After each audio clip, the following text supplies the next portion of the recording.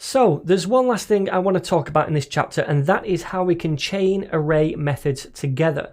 So I think instead of me trying to baffle you with how this works, it's best just to go through an example.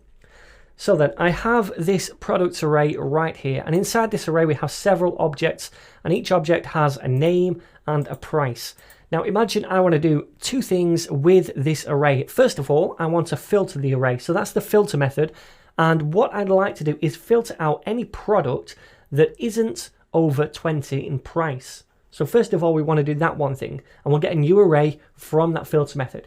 Then I want to do a second thing. I want to take that filtered product array and I want to map it to a new array. And that new array is going to be an array of product names, but they're formatted with a sale price. So that's two things I want to do. So typically, how would we do this based on the methods we've learned so far? Well, first we'd create a constant for the filtered array, because that's what we need to do first of all, filter them. So we'll set this equal to products and then use the filter method. Now inside here, we'll take the product inside the callback function and we'll return product.price is over 20. So this is a one-line version of it. So remember, this is being returned right here. It's either true or false. If it's true, that product is kept inside the filtered array. If it's false, then it's filtered out. So we're only keeping items in the array if the price is over 20. So this, and this. These two would be filtered out. So that new filtered array is then being stored inside this variable right here. So that's the first step done.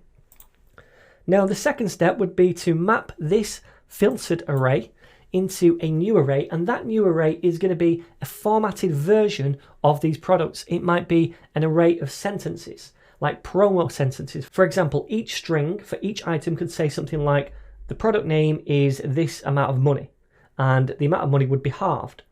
So let's do this. Let's come down here and we'll say const, and we'll call this promos, this new mapped array, and we'll set this equal to filtered, which is this thing, the new filtered array we just created, and we want to use the map method on that.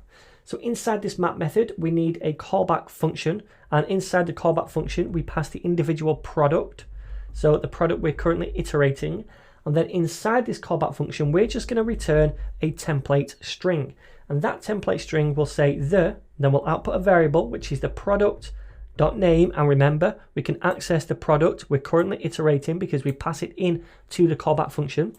So the product name is, and then we'll output the price, so product.price, but we want to divide this by 2 because, inside the curly braces that is, because we want these to be sale products.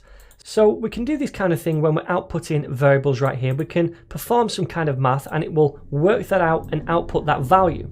And at the end, we'll just say pounds. So the product name is X amount of pounds. So that's what we're returning in each case. So we'll have an array of strings at the end inside promos. So let me now come down here and console.log promos. So first of all, we're filtering. Then we're mapping to an array of strings. So save and view, and we should have 3 elements because we filtered 2 of them out, and each one is just a string which says how much the item is, which is divided by 2, and the name of the item. Awesome. So that works, right? This is all fine. But now, a quicker way to achieve this would be to use what's known as method chaining. So then, notice that this thing right here, this returns an array. And this works on an array, right? Much like this works on an array. So because they both return arrays and they both work on arrays, we can take advantage of method chaining. So let me show you this in action. I'm going to comment out this version right here. Then I'm going to come down here and I'm going to say const promos, which is the end product we want, the end array, is equal to, first of all, the products. And then I'm going to say dot filter. And in fact, we'll just copy this stuff from up here because we're doing exactly the same thing and we'll pass it in there. Now remember, this returns an array right here. So what we can do, because this returns an array, is just chain on the map method. We don't need to store this in a constant first and then use the map method on that constant. That's sometimes an unnecessary step, and we don't need to do that. We can just chain the map function directly onto this because this is returning an array and the map method works on an array. And we could do this vice versa. We could map an array first of all and then use the filter method. So we're going to do this, and inside the map method we're going to do this right here. But before we put the callback function in here, I want to just format this a bit better. So when we do method chaining like this, normally for every method we chain on, we go down to the next line and indent, just so it's easier to read, like this. So now we had the products, then we use the filter method, then the map method, and we could have more chains down here if we needed to.